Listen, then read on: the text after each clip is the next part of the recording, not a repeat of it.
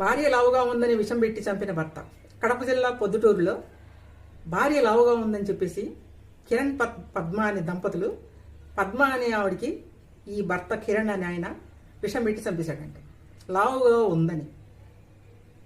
నచ్చలేదన్నమాట. లావుగా ఉందని చెప్పి చంపేశాడంట. ఇద్దరు తరచు గొడవాడుకుంటా ఉన్నారంటే. గొడవాడుతున్నారు అంటే ఇద్దరు గొడవాడుకుంటూ చాలా విసుగు చెంది ఆయన ఏం చేశాడు, విషం పెట్టాలని నిర్ణయించుకున్నాడు.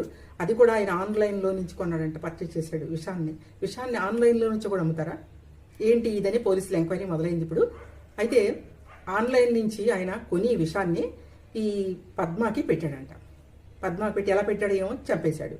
ఇంకా ఆమె మంచం మీద పడి ఉంటే ఆమె డొల్లి కింద పడింది. కింద పడినప్పుడు ఆయన బతుకుందని చెప్పేసి ఆమెను దిండు పెట్టి ఇంకా గాలాడుకుంటూ చంపేశాడంట. వెంటనే పద్మ వాళ్ళ ఇంటికి ఫోన్ చేసి మీ అమ్మాయి గుండె నొప్పి వచ్చి చనిపోయిందని చెప్పి చెప్పాడంట. అప్పుడు వాళ్ళందరూ వచ్చారు. ఇంకా పద్మ వాళ్ళ నాన్నకి డౌట్ వచ్చింది, ఇదేంటి అని చెప్పేసి ఆయన పోలీసులకి కేసు పెట్టాడు. పట్టుకున్నారు. ఆయన చంపింది భర్తే అని అర్థమైంది, తెలుసుకున్నారు. కేసు అయితే నడుస్తుంది. ఏం జరిగింది అనేది తర్వాత మనకు తెలుస్తుంది. ఏంటండి ఈ దారుణం? అలా ఎంతమందిని చంపుకుంటూ వెళ్ళిపోతూ ఉంటారు.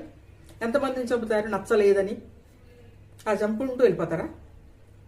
నచ్చపోతే వదిలేయండి, చంపటం ఎందుకు కదా.